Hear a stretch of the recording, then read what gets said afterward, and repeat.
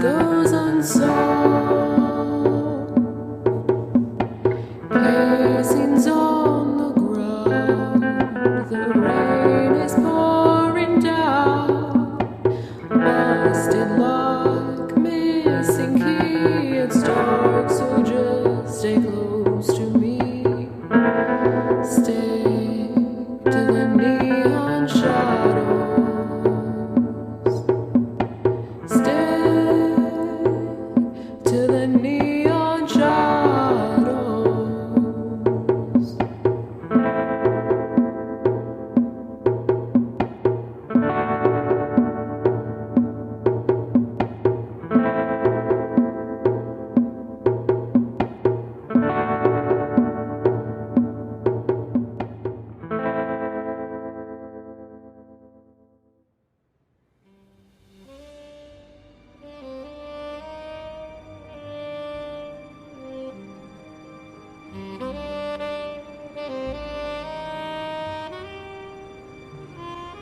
After I left Joe's house last night, I lost time. I don't remember making it home or leaving after I did. I woke up naked again, body slicked with mud and blood. There was flesh under my nails. Not enough to identify the source, but did it matter? I've seen the news reports. The incident at Gorgonestas wasn't a one-off thing. It's been happening every night, in multiple locations in the city. I can't help but think it has something to do with me. It sounds insane, and it couldn't possibly be true. Animal attacks in the city? That doesn't even happen. You'd have to go to the wastelands outside of town just to spot a coyote. Another concern, something in me has changed. I don't feel scared anymore, about anything. I used to work myself into a ball of anxiety thinking of Frank being gone and ending up dead, or not being able to run Lady Justice without him or Sam. Now, I know I could handle it. But ironically, my confidence made me uneasy. I sat in my car outside of a public park downtown. I was going to meet a friend of Joe's for the file on the massacre case. I needed to find out what happened. Maybe I would stumble on some answer to what's happening to me or where Ricky's been. His mother said he never came home. Not that it wasn't normal for Ricky to be gone a couple days, but this felt different. The car pulled to the side of the road down the street. After a few moments went by, the vehicle flashed its lights at me. I guess that was the sign I was looking for. I tipped my hat brim over my eyes and got out of the car. I was hoping to be as clandestine as possible. I didn't want someone else who helped me to get booted like Joe. Approaching the car, I saw a window was down, and it looked like a detective in his work attire with scruffy red beard and unkempt hair. I guess I overdressed? Hey, Dusty. Despite how things went down with Joe, most of us don't hold it against you guys. Nobody got hurt, at least no more than a couple of stitches. Honestly, we're just glad a killer is off the streets. Just don't make a habit of upstaging us, eh? No, sir. That was all Frank. He's the hero. I'm Detective Reynolds, by the way. Nice to meet ya. What do you need this for, anyways? Just cross-referencing some things for a missing person. I'm probably overreacting, but, just in case. Right. Well, listen. If it becomes more than a missing person, you call me. I work in Vice, but I can help you with whatever. Okay? I nodded and took his card. I tossed him a half smile and headed back to my car. I heard him peel out and U-turn behind me, speeding down the street. That meeting was anything but secretive. Maybe Vice cops were a different breed, or maybe it was a quirk exclusive to Reynolds. When I pulled the handle on my car door, I noticed a car running down the street without lights on. When I turned to face the car, the lights came on bright and it sped past me at lightning speed, like it was warning me to mind my own business.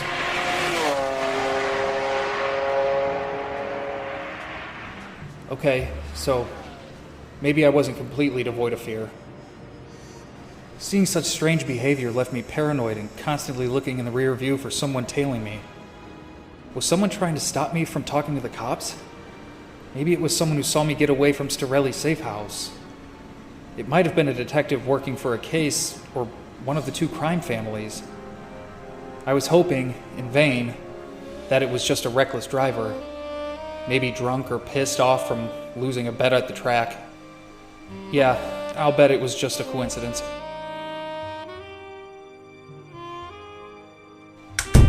I was pretty eager to take a look at these files, hopefully to exonerate myself. My missing time and even being naked in a park could be side effects of an untreated concussion, right? How could I explain away the blood, though? I sat down at Frank's desk and untied the band holding the envelope together. The initial report of the scene was pretty vague. Animal attack was circled with a question mark. There were hairs found at the scene. Notes on this particular evidence suggested the hair was fur, belonging to a wolf or a large dog. Well, I guess that cleared me, right? So why don't I feel better? Combing through more of the notes, only Storelli and his henchmen died. Witness statements claimed to hear an animal like a bear or a wolf, but no one saw it firsthand or were approached by it. On a sheet there was contact information for a witness except one. A busboy named Clarke Linden. There was an address. I suppose that's as good of a lead as any. I folded up the paper and pocketed it. When I stood up, I knocked over the folder and a photo slipped out that I hadn't noticed. Among the images of eviscerated criminals, there was a picture of a medallion. The one those brutes pointed at me jokingly, casting a spell. After remembering that vividly, I didn't feel so bad about them not making it out of there. The large coin was silver inlaid with Latin script. It had the face of a wolf on one side and a featureless man on the other. The strength to destroy your enemies. The strange collector's item was in an evidence locker at the precinct. I used up my favors for now, but maybe in a couple days I could reach out to Reynolds. Maybe butter him up with a free lunch. But in the meantime, I had a house call to make for a busboy.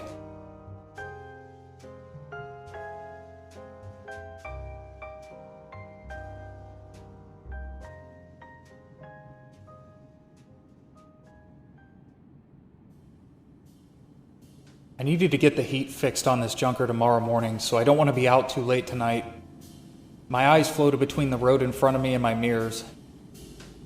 I didn't know if I was seeing things, but a few cars behind me, it looked like the same gray sedan that almost hit me earlier. No, I'm just paranoid. I was now about halfway to Clarke's and sitting at a stoplight. The two red cars behind me turned right as I went through the intersection. Maybe I wasn't going crazy after all. There was a gray car. The gray car. I took an unnecessary left turn onto a side street. So did the gray car. I took a right at the next block. Just when I thought it was clear, they rounded the right turn as well. My pursuer was keeping a farther distance, but I had already caught on. I made yet another right, essentially making a circle. When I saw the headlights, I bolted out onto the main road and picked up speed. Weaving in between cars, I blew through a light blossoming red from yellow.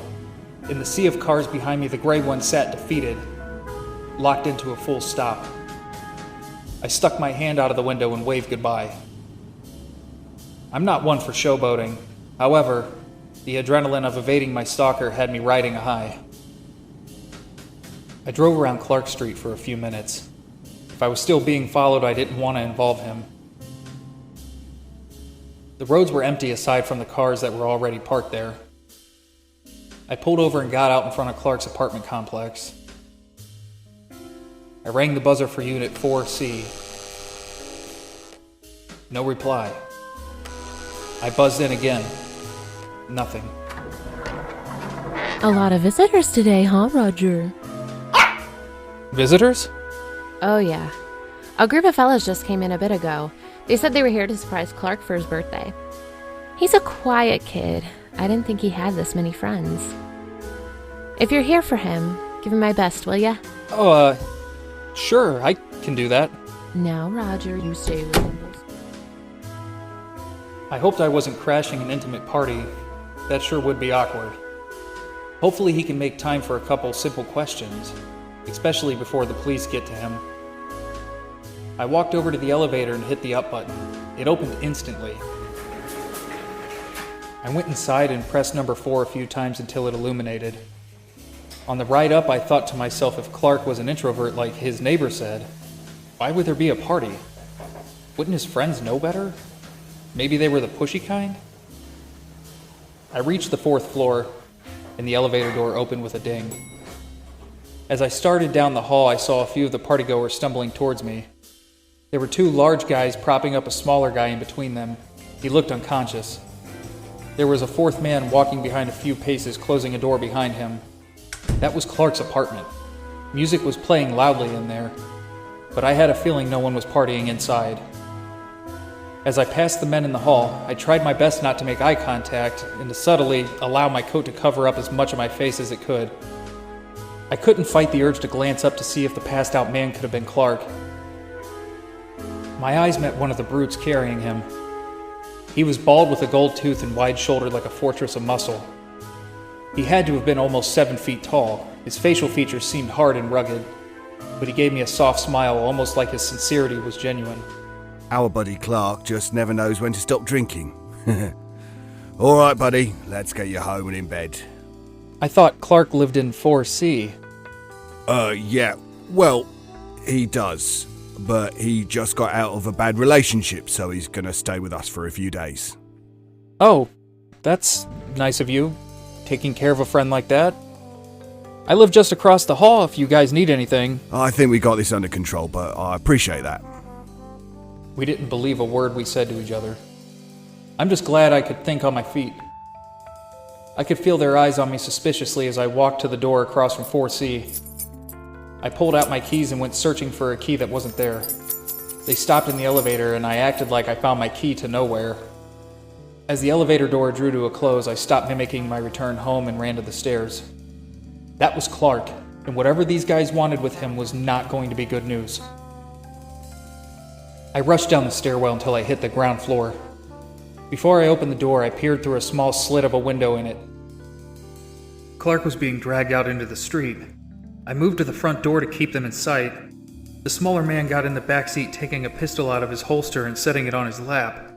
The larger men hurled Clarke in the back and closed the seat backing before hopping in themselves. They started their car, so I went outside and ran for mine. I wasn't sure what I was going to be able to do to save Clarke, but I had to try. Frank would have done the same thing.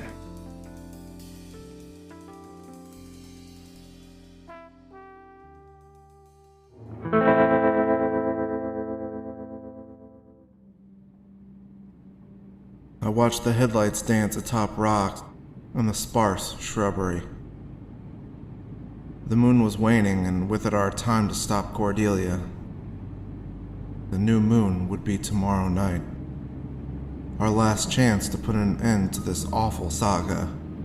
She needs the answer for unleashing Jonah on the city, for destroying innocent lives, for Lady. When God has left the world to devils. What's so funny about that? The melodrama. The exposition. It's all quite comical. Not the portal to hell and impending doom part, of course. But rest assured, the Siren's plans will not come to fruition. I'll see to that.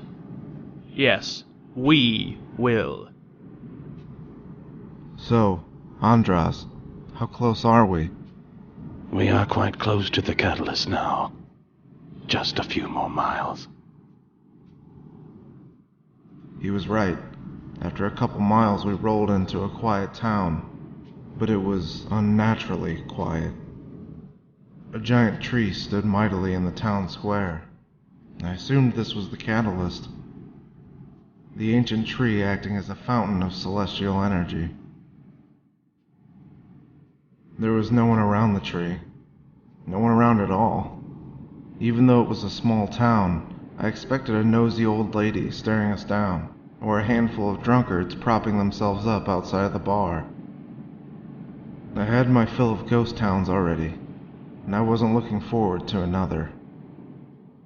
We pulled into a lot beside a cafe. The buildings weren't particularly old or foreboding. Clean, well-tended gardens filled with mums lined the outside of the cafe, inviting you in for a sandwich and a cold soda. There was a light on inside, which I assumed is why Ulysses stopped there. Alright, gentlemen. We're a little bit early for the ritual, but it doesn't mean we can't get the party started. Yeah, it looks like a real party town. I think we've learned that looks can be deceiving, Frank. I figured Ulysses was referencing the ghost town we left. But the look he shot at the back of Andras's head cued a different thought. I guess I had noticed that there was some subtle tension between the two, but I didn't see it as a problem before. There was always a possibility that Andras wasn't exactly who he said he was.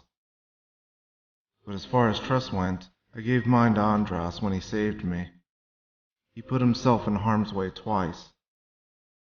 But Ulysses obviously didn't feel so indebted to him. Maybe it was a supernatural friction of some kind. It was a world that I was still pretty much unaware of. I'm sure we're all hungry considering the past day's events. So let's head into this restaurant and see what's on the menu.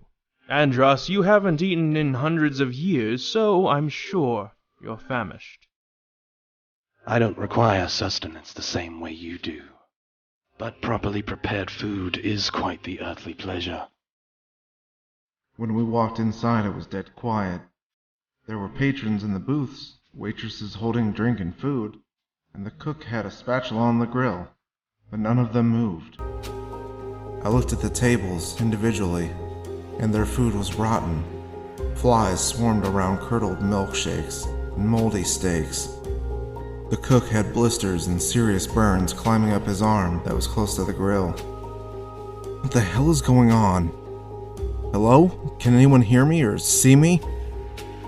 Can any of you move? Help us.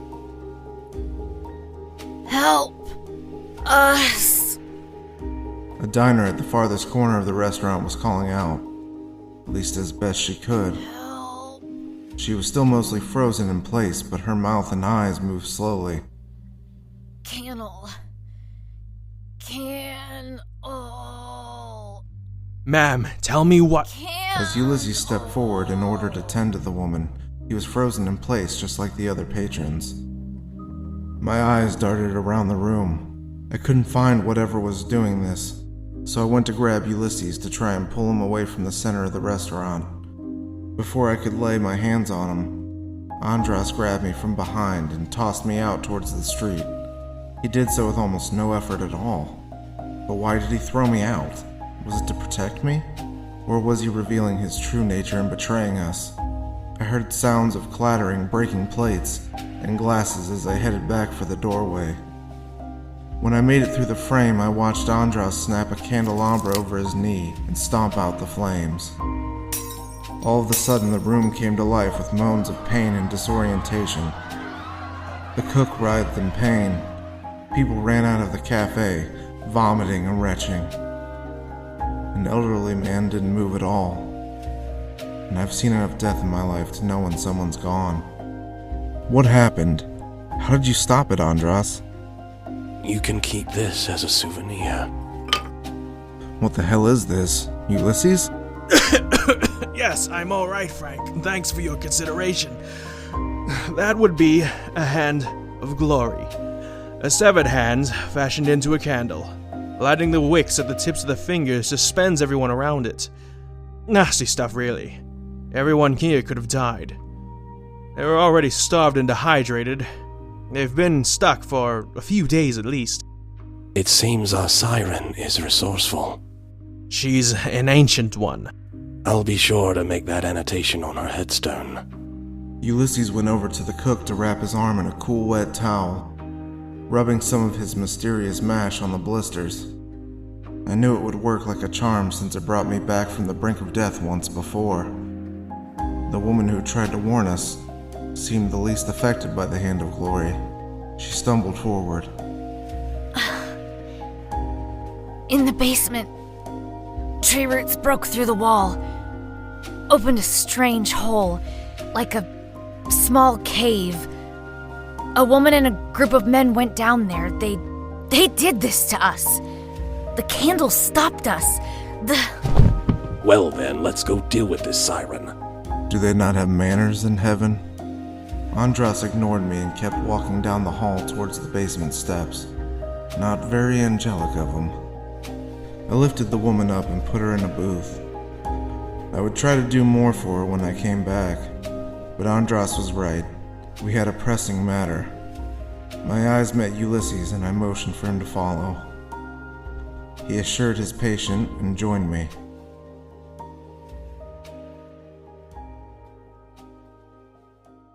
The basement looked pretty normal. Pantries lined with canned goods. Shelves of storage for odds and ends. In the far corner of the room, a collapsed cement wall was brushed aside with veiny wooden tendrils sprawling across the floor and ceiling. A gaping dark hole beckoned us forth. Well, gentlemen, this may be our last rest, so if there's any Out of my way, goat. Asians. Well then, I'm starting to think angels are assholes. no argument from me. Well, let's go. We're as ready as we can be. The path was lit ahead by some strange moss, its bioluminescence creating a soft, pulsing glow, like it reflected the heartbeat of the earth, which was definitely beating a lot slower than mine. Thoughts of revenge, loss, and everything in between went through my head. We could finally put an end to this awful chapter. We approached the opening to a large chamber, reminiscent of the prison under the chapel, as if they were created around the same time. The glowing moss was everywhere here, wall to wall. Even brighter than the vegetation was a fire flickering at the edge of the large room. There was a hum of chanting that had to be Cordelia and her goons. I quickened my pace, but I still couldn't match that of Andras. Could he have possibly hated Cordelia more than me? Was his motivation just strictly revenge for leaving him trapped in his cage? Pick up the pace so there won't be any glory left for the rest of you. Well, I don't fancy myself some bloodlusted champion. You better leave me some scraps. Cordelia has taken everything from me. Hello, boys. Where are your friends? Did Jonah protect them? I'll enjoy severing that viper's tongue from your mouth. Wait a minute. How did you get out? Did you idiots let this monster out? No. You fools! He will kill us all. Get him, boys. Go for Andras first. Cordelia ran back to her altar by the fire, dumping blood feverishly around it, chanting faster and faster. A wall of burly guardians charged at Andras with billy clubs and brass knuckles.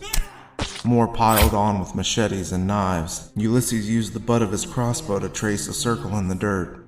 I didn't know what he was up to, but I turned my focus to Cordelia. It didn't look like Andras needed our help anyways. As I rounded the fire to meet Cordelia, she finished chanting and tapped on a mirror, with runes written in blood. Something was wrong. It didn't seem like her plan worked. No. Come on. You ruined my life. Lives like yours are a dime a dozen, honey. Either help me or leave. You got Lady killed. Take it up with Jonah. I didn't kill anyone. Now, hands off the dress. I just had it cleaned. Shut up and tell me what it was for. What was it for? All of this for what? It didn't even work. All those people died for nothing. You gotta let me go. He's gonna kill us both. I dropped Cordelia back down to the ground. I wanted to beat her into a bloody pulp, but why was she so scared of Andras? She should be scared of me. but the fear in her eyes extracted the tiniest grain of sympathy from what was left of my withered soul. What do you mean he'll kill us all? You mean he'll kill you, because you're evil incarnate, and he's an angel? That sounds like balance to me. Like the scales of justice are finally being set even. I pulled out my pistol, cocking back the hammer, and setting the barrel right up against Cordelia's forehead, but her eyes flicked over to Andras' direction. Look at me! I'm the one who has the fucking gun to your head. You should be scared of me. Now tell me, what were you planning to do? What's this disgusting ritual for? He is not an angel. It really was for nothing. Her face went from panic to expressionless. Blood spattered out of her mouth. Choking, she put her hand into mine and squeezed tight. Andras had plunged a machete into her stomach. What the hell are you doing? I was questioning her. I'm done wasting time with diplomacy. Cordelia let go of my hand as Andras pulled her up by her hair. He tilted her head over the fire where the blood pooled at its basin. He lifted her up further, stretching her neck. You're a disgusting abomination. A malformed bitch, tugging at the sleeves of the truly powerful. The thing about ancient transportation spells is that they always require a bit more blood. Andras, soaked in Siren's blood, repeated Cordelia's chant and touched the mirror. It instantly became a window, but on the other side was only dark shuffling miasma, some of it escaping the mirror in thick, billowing chunks, taking twice as long as smoke to dissipate. Cordelia was right. Andras was not an angel. There's no way an angel would be this ruthless. He enjoyed bloodshed, savored it. He smiled at me, reaching into the mirror, pulling out a long black box. I was completely in awe of what I was seeing. After inspecting the box, Andras lifted his gaze to me and held out his hand. Don't be shy. As long as you don't stand in my way, there's nothing to worry about. I looked down to see Cordelia placed a key in my left hand. I put it in my pocket as arms jutted from behind me, grasping my chest and pulling me backwards. It was Ulysses. Andras lumbered towards us, and I shot every round of my gun, stumbling backwards, falling guided by my satyr friend. Sorry, Frank, but you can't hurt me. Even being a lesser demon, I can't be killed by mortal weaponry. I will admit it stings a little, but you won't even so much as break my skin before I snap your spine. Andras was rejected by an aura of some kind of flashing blue, only visible for a fleeting moment. I looked down to see we were laying in the middle of that circle that Ulysses carved into the ground. Well, this circle only keeps out demons, so it turns out my suspicions were correct. I knew something was off about you, Andras. Now or later, it really doesn't matter when I kill you. Andras gave up on us and walked towards Cordelia's body, searching it for something. I'm assuming he was looking for the key I held, and must have went to that black box. Looks like I have some hunting to do. Andras strode past us, emanating arrogance, practically corrupting the ground he walked on. We didn't move from our barrier for hours. We didn't want to take any chances. Frank, Cordelia is still alive. I know how you feel about her, but she may be the only one who knows how to stop Andras. I may be able to save her. Fine, but I'm not carrying her ass back to the car.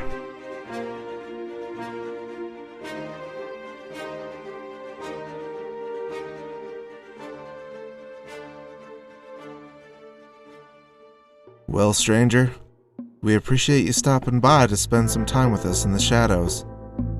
If you want more Neon Shadows, head over to @NeonShadowsPod on all social media, and check out our Patreon.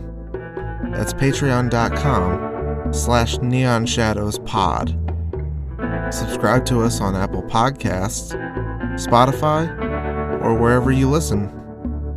The cast of this episode was Dusty Willis, voiced by Dan Faulkner. Sam, voiced by Elie Hirschman. Gareth, voiced by David Ault. Cordelia, voiced by Amber Wren. Diner Patron, voiced by Blythe Renay. Frank Dixon, voiced by Ian Knowles. Andras, voiced by Tim Duplissey. And Ulysses, voiced by Sean Goodrich. Detective Reynolds, voiced by Christian Reeve. The theme song is Neon Shadows, performed by Amber Wren, written by Tyler Brown and Ian Knowles. Neon Shadows was created and written by Ian Knowles. All rights reserved, copyright Blunderbuss Studios 2021. Reuse or reproduction of our content is strictly prohibited.